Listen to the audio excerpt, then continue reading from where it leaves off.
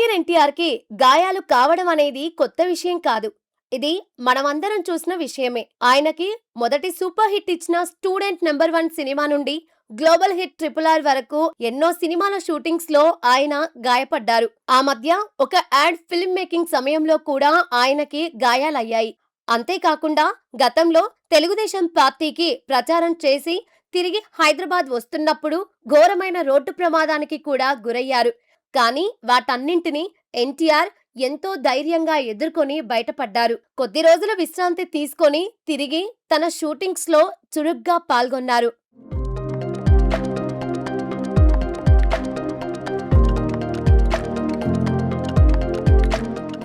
కానీ ఇటీవలే ఎన్టీఆర్ విషయంలో ఎందుకో చాలా గోప్యత పాటిస్తున్నట్లు అనిపిస్తోంది.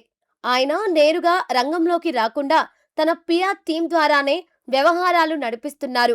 ఆ మధ్య రాయ్ ఎన్టీఆర్ బృందం నిధులు సేకరిస్తున్నారని వార్తలు వచ్చాయి. అప్పుడు కూడా ఎన్టీఆర్ స్వయంగా మీడియా ముందుకు రాలేదు. తన పిఆర్ టీం ద్వారానే ఆ సంస్థకు తనకు ఎలాంటి సంబంధం లేదని ఒక స్టేట్మెంట్ ఇప్పించారు. ఆ తర్వాత రాయ్ ఎన్టీఆర్ లోని కీలక వ్యక్తులు ఎన్టీఆర్ స్వయంగా చెబితేనే తమ కార్యక్రమాలు ఆపుతామని అన్నప్పటికీ ఆయన వ్యూహాత్మకంగా మౌనం పాటించారు తప్ప వాళ్లను నేరుగా ఆపే ప్రయత్నం చేయలేదు.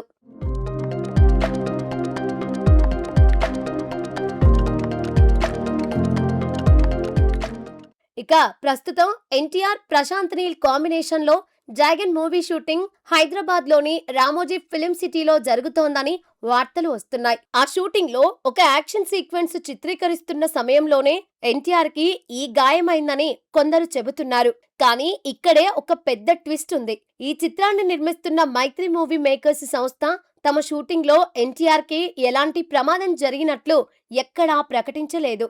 దాంతో అసలు ఎన్టీఆర్ కి ఎప్పుడు ఎక్కడ గాయమైంది అనే ప్రశ్న తలెత్తుతోంది.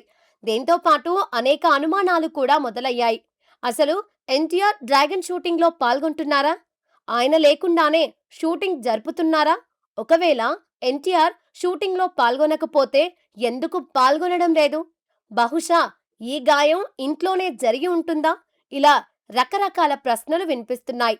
దీనికి తోడు ఎన్టీఆర్ చాలా ఫాస్ట్ గా డ్రైవింగ్ చేస్తారని కూడా అంటూ ఉంటారు. ఆ సమయంలో ఏదైనా ప్రమాదం జరిగిందా అనే సందేహాన్ని కూడా కొందరు వ్యక్తం చేస్తున్నారు.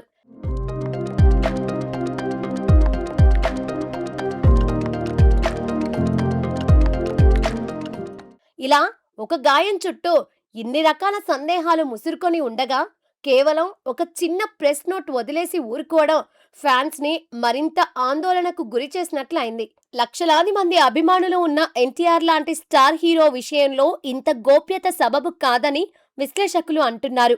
ఎన్టీఆర్ స్వయంగా ఒక చిన్న వీడియో బైట్ రిలీజ్ చేసి నేను క్షేమంగానే ఉన్నాను, ఎవరూ ఆందోళన చెందొద్దు అని అభిమానులకు చెప్పి ఉంటే ఈ అనవసరమైన ఊహాగానాలకు తావిచ్చే ఆస్కారం ఉండేది కాదని చాలా మంది అభిప్రాయపడుతున్నారు.